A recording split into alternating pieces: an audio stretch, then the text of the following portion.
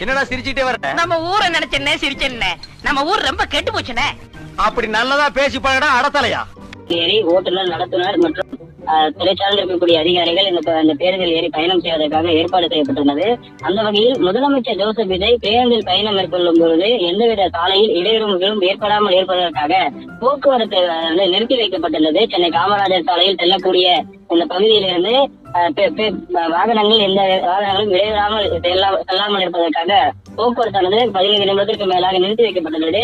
இதன் காரணமாக இந்த பகுதியில் நீண்ட நேரமாக நின்று கொண்டிருக்கக்கூடிய வாகன ஓட்டிகள் தங்களுக்கு எந்த வேலையும் இல்லையா, ஏன் இப்படி நிறுத்தி வைத்திருக்கிறீர்கள் என்கின்ற பல கேள்விகளை முன்வைத்து போக்குவரத்து துறை காவல் அதிகாரியிடமும் அதே போன்று பணியில் ஈடுபட்டிருந்த காவல்துறையினரிடமும் தொடர்ந்து வாக்குவாதத்தில் ஈடுபட்டுள்ளனர்.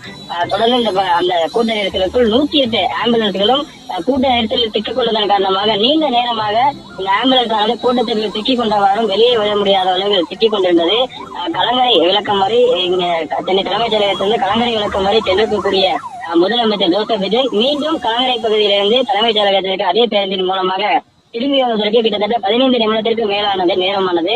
அதன் பகுதியாக தொடர்ந்து 15 நிமிடத்திற்கும் மேலாக நின்று கொண்டிருக்கக்கூடிய இருசக்கர வாகன ஓட்டிகள் தாங்கள் பணிக்கு செல்வதற்கு மிகவும் தாமதமாகிறது என்கின்ற அந்த கோரிக்கையை முன்வைத்து தொடர்ந்து இந்த